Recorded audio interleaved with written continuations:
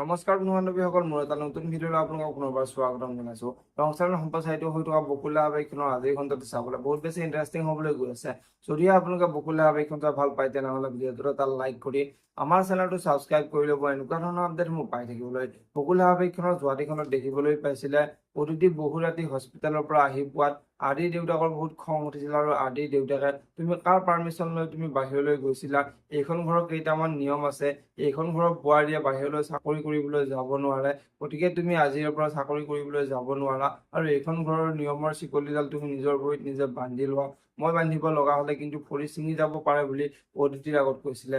আৰু এই সকলোবোৰ কথা দৰিকাই শুনি আছিলে আৰু দৰিকাই মাকৰ ওচৰলৈ গৈ আজি যে অদিতি হস্পিটেলৰ পৰা অহাৰ পিছত দেউতাকে যে বহুত বেয়া ব্যৱহাৰ কৰিছে, এই সকলোবোৰ কথা মাকৰ আগত কোৱাত মাক আচৰিত হৈ পৰিছিল আৰু মাকে অদিতি এতিয়া ক'ত আছে বুলি দৰিকা কথা দেখিবলৈ পাইছিলে।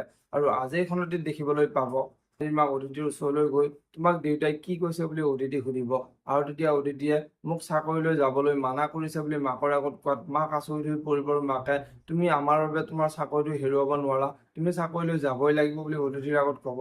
আৰু এই সকলোবোৰ কথা আদিয়ে শুনি থাকিব আৰু আদিয়ে মাকৰ ওচৰলৈ গৈ অদিতি যদিহে চাকৰিলৈ যাবলৈ নিদিয়ে তেনেহ'লে আমি আৰু এইখন ঘৰত নাথাকো বুলি মাকৰ আগত কোৱাত মাক আচৰিত হৈ পৰিব। এতিয়া বাৰু দেউতাকে অদিতিক চাকৰি কৰিবলৈ যাবলৈ দিবনে? দেখিবলৈ পাব বকুলা আৱেগখনৰ আজিৰ খণ্ডটিত। আজিৰ খণ্ডটিত মন্দিৰে আদিৰ মাকৰ ওচৰলৈ আহিব আৰু আদিৰ মাকৰ ওচৰলৈ আহি অদিতি বাহিৰলৈ চাকৰি কৰিব যোৱাৰ বাবে দেউতাই কালি বহুত কষ্ট পাইছে, গতিকে আৰু অদিতিক আপুনি চাকৰি কৰিবলৈ যাবলৈ নিদিব বুলি আদিৰ মাকৰ আগত ক'ব। এতিয়া বাৰু আদিৰ মাকে মন্দিৰক কি ক'ব দেখিবলৈ পাব বকুলা আৱেগখনৰ আজিৰ খণ্ডটিত। যদিহে আপোনালোকে বকুলা আৱেগখন চাই ভাল পায় তেনেহ'লে ভিডিঅ'টো এটা লাইক কৰি আমাৰ চেনেলটো ছাবস্ক্ৰাইব কৰি ল'ব। এনেকুৱা ধৰণৰ আপডেট মোক পাই থাকিবলৈ ধন্যবাদ।